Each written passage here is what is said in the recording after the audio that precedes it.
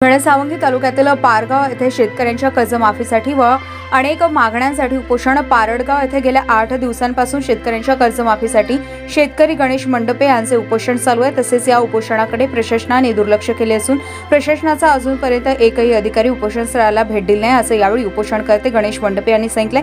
तसेच या उपोषणाला आज राष्ट्रीय समाज पक्षाने पाठिंबा दिला। यावेळी राष्ट्रीय समाज पक्षाचे जिल्हा उपाध्यक्ष गजानन वायसे, कृष्णा शेळके, तालुका उपाध्यक्ष अर्जुन कोरडे, ओमप्रकाश गिरी, सुरेश उगले, विष्णू डोके, विशाल वडे असे अनेक शेतकरी उपस्थित होते। माधव न्यूज महाराष्ट्र संपादक सुरेश पोटे व सर्व या भागातील शेतकरी तसेच महाराष्ट्रातल्या सर्व शेतकऱ्यांच्या हितासाठी हे उपोषण असून जोपर्यंत महाराष्ट्र सरकार निर्णय घेणार नाही कर्जमाफीचा तोपर्यंत हे उपोषण ठाम पद्धतीने चालू राहणार आहे। सध्या आम्ही 17 सप्टेंबर पर्यंत शांत आहे, कारण गणेश विसर्जन झाल्याच्या नंतर आम्ही आमच्या पद्धतीने अखंड महाराष्ट्रात कशा प्रकारे आंदोलनाचं स्वरूप द्यायचं त्या पद्धतीने दिलं जाईल। हर एक आमदाराच्या घरासमोर शेतकरी आंदोलनाला सुरुवात करतील। मग त्यामध्ये आजी आमदार असतील, माजी आमदार असतील, कारण त्यांनी शेतकऱ्याचा प्रश्न सोडणं गरजेचं आहे। आम्हाला हिंसक वळण वगैरे काही द्यायचं नाही। शेतकऱ्याला फक्त कर्जमाफी देण्यात यावी एवढाच हेतू आहे आमचा, फक्त मागणी एवढीच आहे। आणि वेळेत महाराष्ट्रातल्या शेतकऱ्याला न्याय द्यावा, कारण शेतकऱ्याला हर एक गोष्टीसाठी खूप काही त्रास सहन करावा लागतो। 2019 पासून वल्ला दुष्काळ, कधी कोरडा दुष्काळ, कधी वल्ला दुष्काळ, असं नेहमी चक्र हे 5 वर्ष अशा पद्धतीने गेलेलं आहे। कधी लॉकडाऊनचं स्वरूप जर धरलं शेतकऱ्याला तर शेतकऱ्याला भाजीपाला सर्व काही इकडंच आपल्या शेतात फेकून द्यावं लागलं। तसेच फुलाची शेती बी मोडावं लागली, कारण लग्न कार्य सर्व काही बंद होते 2020 मध्ये। अशी भयानक परिस्थिती शेतकऱ्यावर झालेली आहे व सरकारने या उपोषणाची दखल घेऊन व विरोधक सरकार व महाराष्ट्राचे मुख्यमंत्री एकनाथ शिंदे साहेब यांनी वेळेत निर्णय घेऊन प्रशासनाला या उपोषणामधले विषय काय आहे या विषयाकरता पाठवा। आजपर्यंत जिल्हाधिकारी, तहसीलदार हे या उपोषणमध्ये फिरकलेले नाही।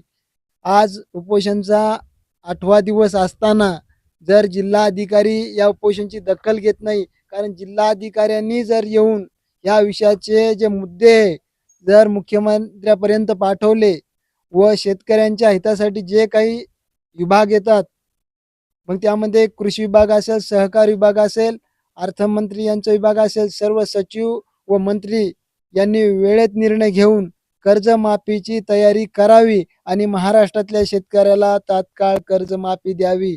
यासाठी मी उपोषण करता ठाम पद्धतीने, माझा जीवही गेला तरी मी या ठिकाणून शेतकऱ्यांच्या हितासाठी हटणार नाही।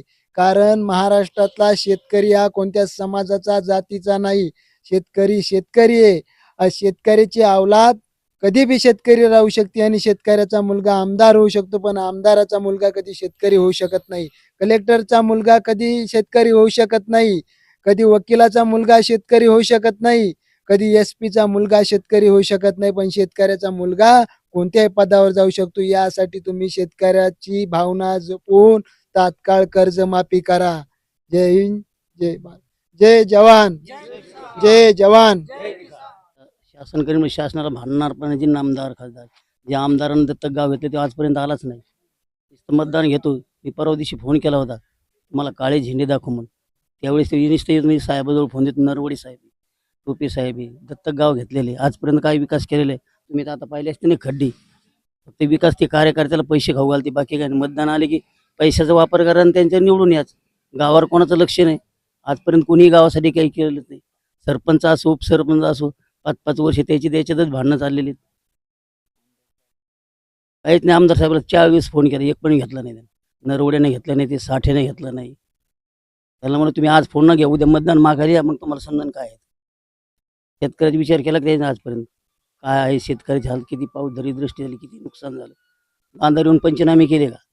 मतदानाच्या टायमाला येत असते, फक्त गाव दिसतं त्याला, बाकी काय दिसणार। विषय आमच्या गावामध्ये जे मंडपे साहेब उपोषणाला बसले याचा 7वा दिवस आहे, 8वा दिवस आहे।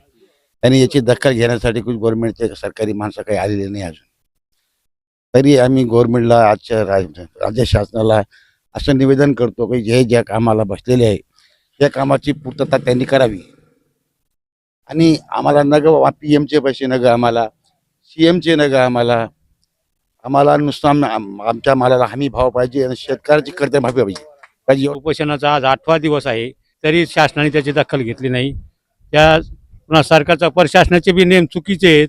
प्रशासनाने आतापर्यंत लोकांची लाडकी बहीण, कोणती थोरली बहीण हे असे नवीन नवीन नाव सोडून कर्जमाफीचं नाव घेत नाही. 2 वेळेस कर्जमाफी दिली सरकारने, पण कशी दिली? 25%. ज्या लोकांना दिली त्याच लोकांना ती कर्जमाफी मिळाली, पण उर्वरित लोकांच्या कर्जमाफीच्या थकबाकीत लोकांच्या काय त्याचा निर्णय शासनाने घेतलेलाच नाही आतापर्यंत.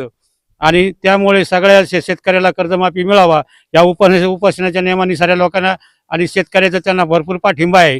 तरी सरकारने त्वरित कर्जमाफीचा निर्णय घ्यावा. सरसगट शेतकऱ्यांना कर्जमाफी करून मी माझं संपवितो.